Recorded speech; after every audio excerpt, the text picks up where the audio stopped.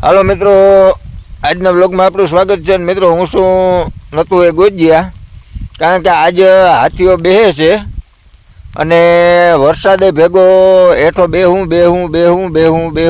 કરે છે. હવે આને મન થાય તો બેહીએ ને કે આ હે ને ભાઈ માતા ભારે માણસ છે, દીએ ને ત્યાં ખોબે ને ધોબે દીએ, ના દીએ ને ત્યાં હોબડા વારી દઈએ. એટલે આનું કામકાજ એવું છે. પણ કાંઈ વાંધો નહીં, આવે એને આવકારો દેવાનો.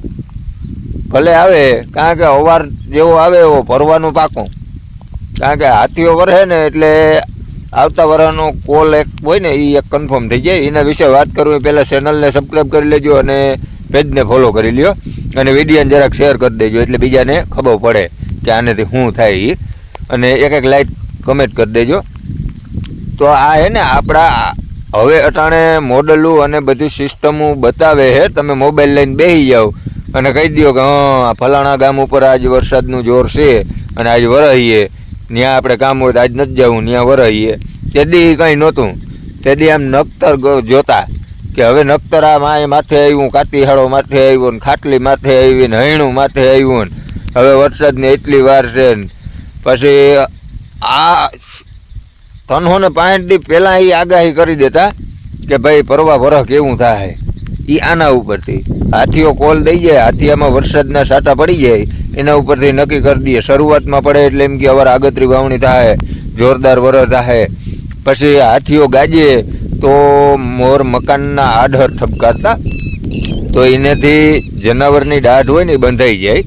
જોકે એની દાઢ પગ દો ને એટલે ખુલ્લી જ હોય કાયમી માટે, બંધાઈ નહીં. પણ એક વ્યવસ્થા એવી ગોઠવેલી છે કે જનાવરની દાઢ છે ને એ નવ નોરતા દરમિયાન ખુલ્લી હોય, એટલે એને મન થઈને કડવાની છૂટ ના હોય. પણ એવી એક લોકવાયકા છે. તો એ તમે આ હાથીઓ ગાજી અને આડા ટપકારી દો ને એટલે એ દાઢ બંધાઈ જાય. ખોટી રીતે કોઈ જનાવર કોઈ દી કોઈને રંજાડ ના કરે. બાકી પગ દિયો એની માથે અથવા મોઢામાં તો એ કડવાનું છે, એમાં કોઈ શંકા નથી.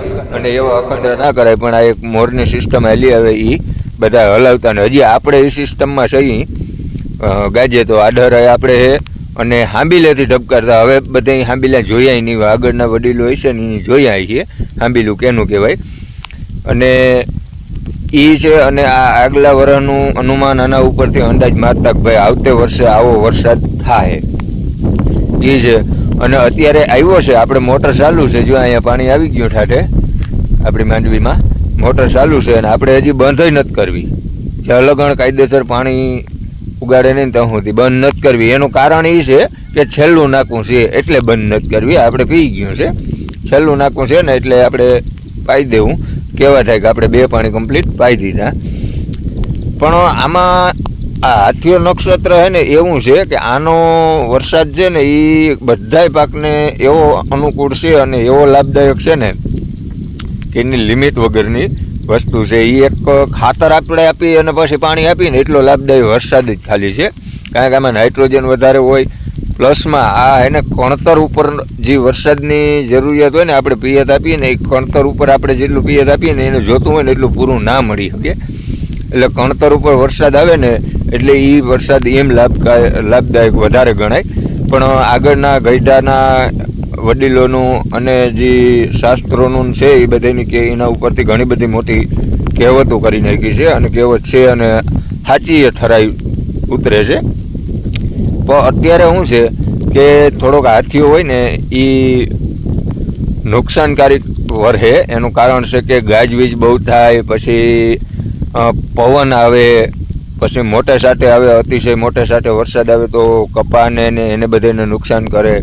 પ્લસમાં કે માંડવા જે હોય ટૂંકી મુદતની મગફળી હોય એ બધી અત્યારે ઉપડવાની તૈયારી હોય અને એ વરસાદ આવે એટલે ઉગી જાય. કારણ કે આ હાથીઓ નક્ષત્ર એવું છે, વરસાદ થાય ને ત્યાં એની આસપાસ 3 મહિના પછી જ હાથીઓ નક્ષત્ર આવે. તો એ એક મોટી નુકસાની છે. એટલે આમાં હાથીયાના ઘણા બધા ફાયદા છે અને આમાં હાથીયાના ઘણા બધા નુકસાન છે. તો મિત્રો આજના વિડીયોમાં આટલી ઇન્ફોર્મેશન ઘણી. આવતીકાલે વળી નવો વિડીયો મૂકશું. કેવો વરસાદ થયો એ આવતીકાલના વિડીયોમાં આપણે શેર કરશું. તો કમેન્ટ એક જરૂર કરી દેજો.